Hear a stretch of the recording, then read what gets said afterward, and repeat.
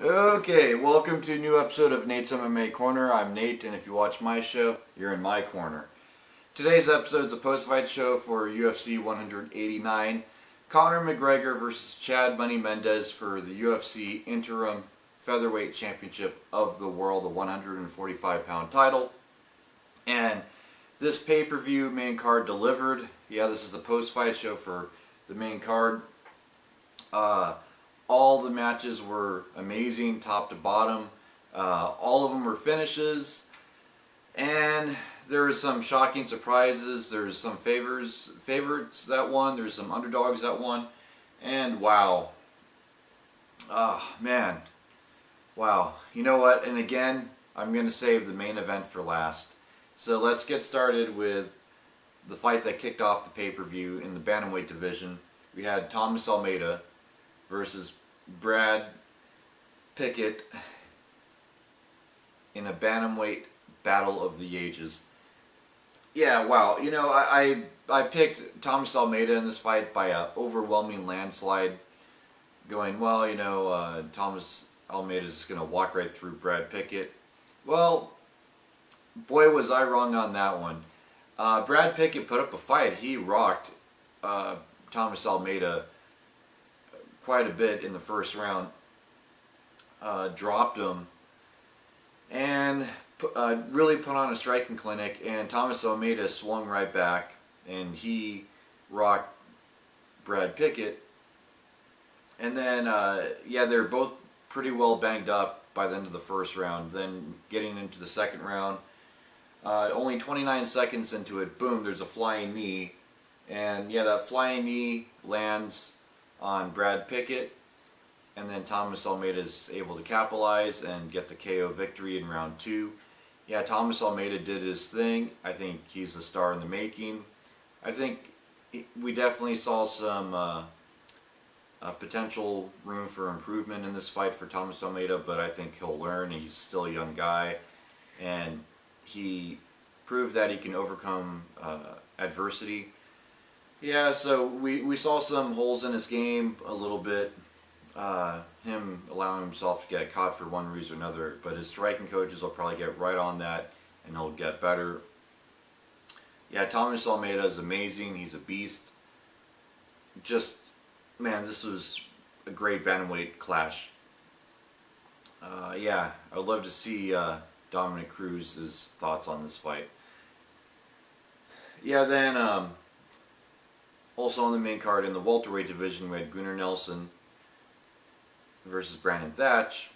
Now, this is the one where I like them both, and you know, someone has to win, someone has to lose.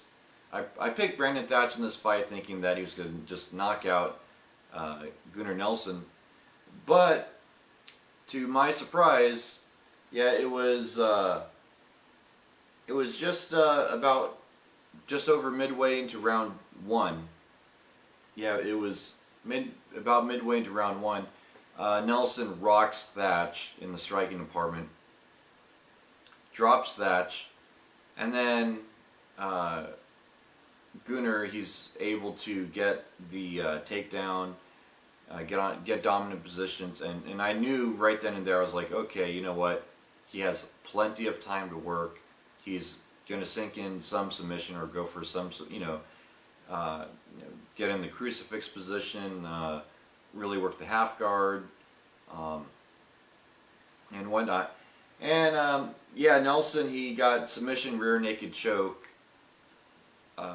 after working for it for 30 seconds, a minute or so, and it was an amazing fight.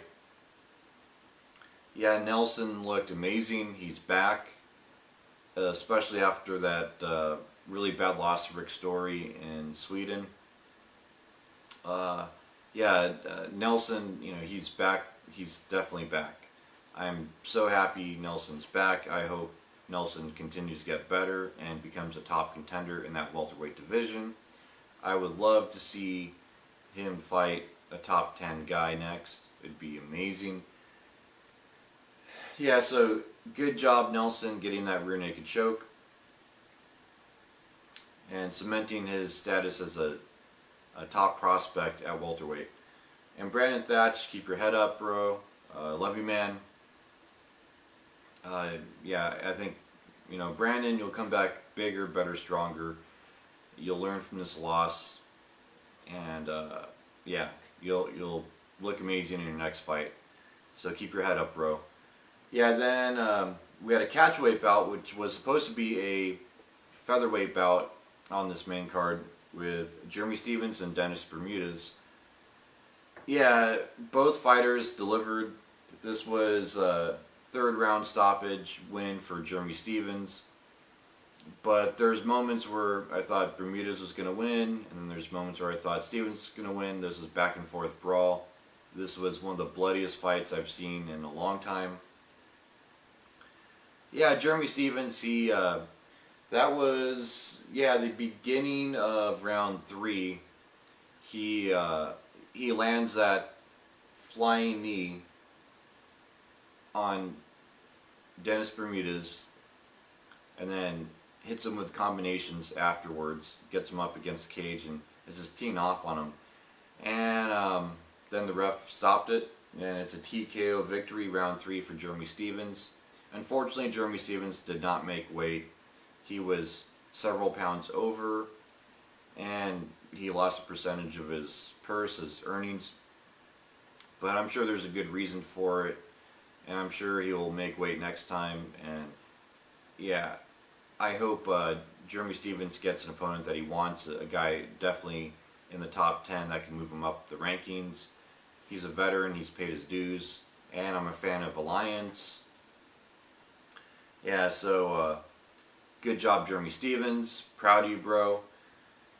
And I gotta apologize, Jeremy, because I was saying how this was going to be a boring fight, and Dennis Bermudez is going to lay on top of you and drag out a boring unanimous decision victory, and that didn't happen. So I'm eating my words on this fight. But I'm glad it panned out the way it did. Good job, Jeremy Stephens. Yeah, I like both Bermudez and Stephens, so I was happy either way. Yeah, and Jeremy definitely lives to see another day in the UFC. Yeah, then in the co-main event, we had Robbie Lawler versus Rory McDonald for the UFC welterweight title, the 170 pound title. Yeah, this fight, sparks flew from the get-go. What shocked me looking at the stats is that Rory McDonald landed more significant strikes in those first 4 rounds before he got stopped in the 5th round. So had Rory McDonald survived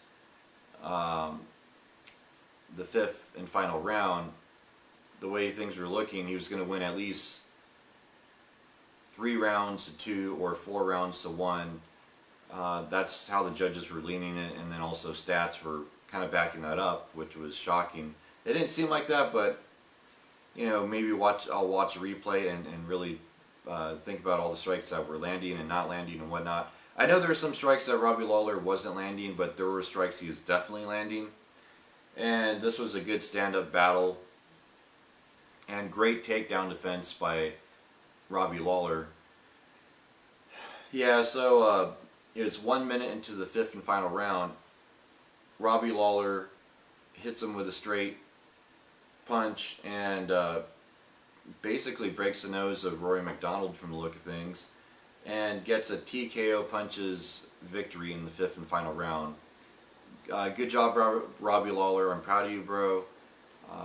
Yeah, it was an amazing fight. Of course, I was a little devastated on Rory getting finished. I thought this fight was going to go to decision, but I'm glad there's a stoppage. And yeah, Robbie Lawler's the real deal now as welterweight champ of the UFC, of the world. Yeah, Robbie Lawler, he's really come a long way over the years. I believe he was 19 when he started in the UFC, then he went to Strikeforce in the mix, and then he went back to UFC. And he fought in other organizations in the mix too. And I really think he's come full circle with his takedown defense, his ground game, as well as his striking. Yeah, Robbie Lawler, he's the real deal now for sure. And yeah, he's one of my favorite fighters. But same thing with Rory McDonald. I think Rory McDonald will come back. It's hard to say where Rory goes from here because he's lost twice to Robbie Lawler now. But Rory, he'll figure it out and he'll bounce back with some victories. And then, depending on where the division is at that point, he may get another shot at the belt. And it would be great to see Rory as champion one of these days. But he's a young guy. He has plenty of years left. I'm sure things will work out in his favor at some point. And Robbie Lawler, I'm happy for him. So it's a win-win for me. And yeah, Robbie Lawler, American Top Team, did him well. Those wrestling coaches definitely did him well in this match. I knew that Rory McDonald would try to go for takedowns, and Robbie Lawler was ready for him, and he stuffed those takedowns pretty well. So yeah, Robbie Lawler wins TKO punches 1 minute into the 5th and final round in this welterweight clash of the ages. Then we get on to the main event. It's Conor McGregor versus Chad Mendes for the UFC interim featherweight championship of the world 145-pound title. And yeah, there's my buddy Conor McGregor. Yep, there we go. Whoa! Oh! Yeah. And yeah, oh, in case you guys are wondering, my voice is a little shot because I was screaming so loud for this fight. Yeah, especially when Conor won. Yeah, Conor McGregor, he won TKO punches 4 minutes 57 seconds into round 2. Yeah, I think Herb Dean did a good job stopping this fight because Chad Mendes was out. Yeah, Chad Mendes, he landed some good takedowns in both rounds, and I knew that if he did get the takedowns, Conor McGregor would know what to do. He was able to get back up, and even when he was on the ground, he was striking from the bottom. He was patient. He was calculated with his attacks, and you could tell he had jiu-jitsu skills when Chad was trying to choke him out. You knew that Conor McGregor was able to spin out of those pretty well and then get back up. Yeah, because his Brazilian Jiu-Jitsu training is amazing. Like I said in the pre-fight show, training with Nelson really has done worlds of wonders with his Jiu-Jitsu skills. And we just never saw him until this match. And I knew they were always there. And that's what would save him if he got taken down by Chad Mendes. And it did. So, yeah, Conor McGregor's our new interim featherweight champion of the world in the UFC. And, yeah, Conor McGregor, he lives up to the hype, which I knew he always lived up to the hype after his win over Dustin Poirier. I was like, this guy's the real deal. Yeah, he lives up to the hype and everything about him. Yeah, so, yeah, wow, this fight, and this whole main card, if you haven't seen it yet, watch it, order it on pay-per-view. Yeah, Conor McGregor now waits for Jose Aldo to unify the titles and take Aldo's belt. But like I said on my pre-fight show, I think that fight may not happen. I think Aldo may just retire. That's what I'm thinking, is Aldo may retire, or Aldo just goes in and gets slaughtered by McGregor, because McGregor's striking is just, I think, far better than Aldo's, and then he's not afraid of the ground game of Jose Aldo either. So I think Conor McGregor could knock out Jose Aldo pretty easily. Yeah, so there you have it. That's the post-fight show for UFC 189. And stay tuned for my next episode, which will be a pre-fight show for UFC Ultimate Fighter 21 finale. And yeah, wow. This is one of the greatest pay-per-views of all time, UFC 189. So again, if you haven't seen it yet, order on pay-per-view. And again, stay tuned for my pre-fight show of the Ultimate Fighter 21 finale, which is